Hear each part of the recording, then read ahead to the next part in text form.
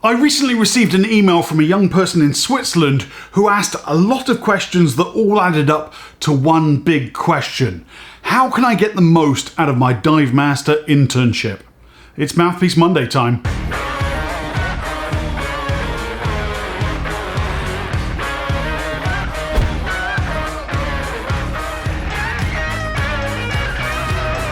Ladies and gentlemen, welcome to Divers Ready. My name's James. At the very start of this channel, one of the earliest videos we made was called something like DM course versus internship, which should you do?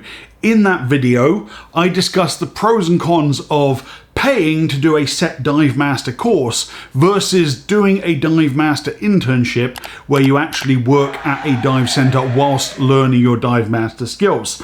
So let's say you've decided to become a professional diver, step 1 DM, and you've decided you have the time and the money to support yourself while doing a Dive Master internship. Let's talk about how you can get the maximum learning from your experience. And at the end of this video, I will give you a checklist of skills every Dive Master looking to work in the industry should really have that you won't find in the training agency standards for their DM courses.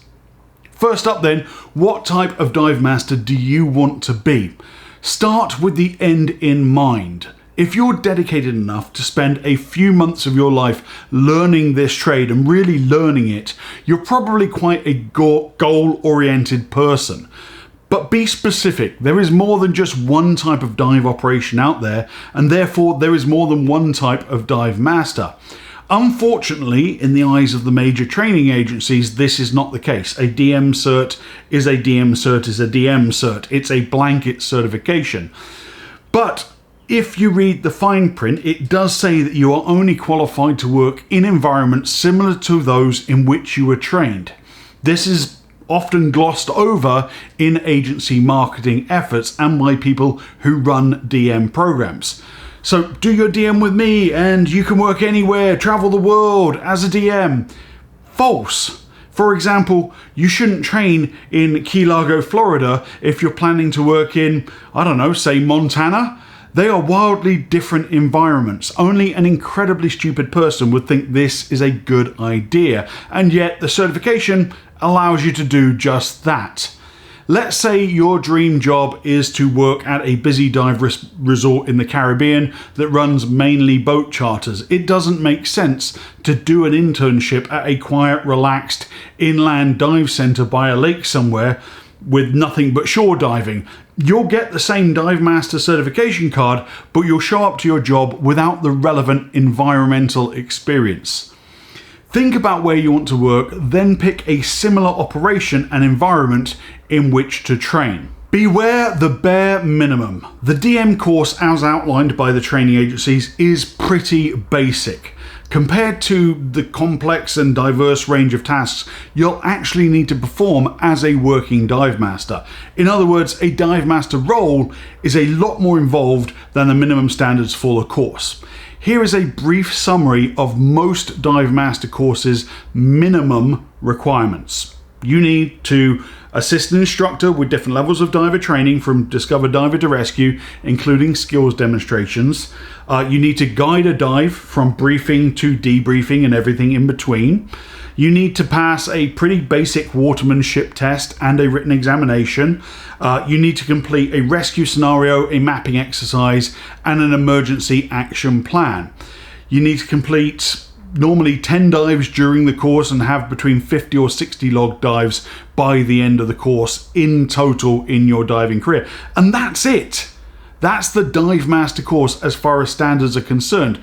These skills represent about 5% of what a working Dive Master spends their workday actually doing. So allow me to write some standards that train Dive Masters for the other 95% of their working day. Shows ability to empty the trash and clean the toilets. Shows a resistance to aluminium allergy by repeatedly shifting cylinders from place to place. Demonstrates ability to not blow oneself up by correct use of a fill station. is knowledgeable about the operation and can answer customer questions in an intelligent manner, can convince customers not to dive grossly overweighted, has the ability to sell dive gear by making knowledge-based recommendations, shows ability to interact with the schedule for the shop without causing a planning catastrophe. These are all the tasks you're actually going to do as a dive master, and yet they are nowhere to be found in the training agency standards. Yes, of course, you have to do the minimum requirements for the agency to get the card, but it really is only 5% of the job. If your internship is going to prepare you for life in the industry, you need to learn the other 95% that the agency doesn't list in their standards. Or to put that another way, if you finish your dive master training and you don't know how to fill a scuba cylinder or fix a valve leak because it wasn't a required skill by your training agency, you're no use to anyone in a professional capacity. Attitude is absolutely everything. As regular viewers will know, I am a big fan of Horizon Divers in Key Largo. I'm great friends with the whole team down there, and I teach from their boats all the time. Horizon runs a really good intern-based dive master program. If you give them 2 or 3 months of your life, you will leave as a thoroughly trained tropical water dive master. They will teach you every facet of the business of scuba diving as much as you are capable of absorbing. If you think there's a but coming, here it is. But only if you come with the right attitude. Nobody can make a silk purse out of a pig's ear. So before you start a dive master internship with Horizon or wherever, run yourself through this 4-point checklist. Are my fundamental dive skills, breathing, buoyancy, trim, propulsion, organization, as good as they can be right now at my current level? Do I know which of those skills I need to focus on improving? Have I done my homework? Do I understand the concepts in my dive master manual? Do I have a list of questions on topics I'm not 100% certain on? Have I checked my ego at the door? Am I okay with being the lowest head on the totem pole? Do I understand that everyone who works here is in one form or another my supervisor? Do I have a complete set of dive gear, or am I ready to purchase it? Is everything in good working order? In short, be prepared. I firmly believe that given enough time and resources, you can teach any diver to be a dive master as long as they come with the right attitude. What is the right attitude for a dive master candidate? Well, willingness to learn, to ask questions goes without saying. You are working in the industry of sports coaching, but you're also a public-facing and customer service role. So your attitude needs to be part sports coach and mentor and part waiter, bartender, service industry. So you need to be safety minded as well as friendly and welcoming. You also need to take responsibility for your own learning. Dive Master is university level learning in our sport, and like being at university, you are in charge of your own progress. So your instructors and managers at the dive center will give you all the help and guidance you need to succeed, but they also have 1,000 other jobs besides supervising you. So ask questions, volunteer to help with projects, offer assistance, stay over time. The more useful you can make yourself, the more you will learn. That also goes the other way too. Instructors and managers running a DM internship owe you an education in exchange for your efforts. So if you're doing everything I mentioned here, your attitude is good, you're prepared, you're asking sensible questions, and you're only getting assigned the menial tasks and don't feel like you're progressing towards dive master, that's not right or fair. Don't get me wrong, you will clean toilets, you will take the trash out, you will rake leaves and move cylinders, but if that's all you're doing, that's messed up, and that's, you're a dive master trainee, it's not slave labor. So that being said, I always had a phrase when I was running a dive center, and that was lift with your dive master trainees, not with your back. As promised, here are a list of skills I expect every professional working dive master to have that you won't find listed in the training agency standards. Be able to read cylinder markings thoroughly, identify cylinder type and fill pressures. Fill air cylinders. If you own a dive master cert card and you can't fill a cylinder safely, sorry, you're not a dive master. Mix and fill basic nitrox, 22 to 40%. Be knowledgeable of the retail brands and gear sold at your dive center and be able to process a retail transaction. Be up to date on industry trends and training standards. Be able to take a phone and internet reservation using the dive center's chosen system. Be able to diagnose and fix basic regulator leaks or free flows. Be able to diagnose and fix basic cylinder leaks. Be able to change a mouthpiece on a second stage properly.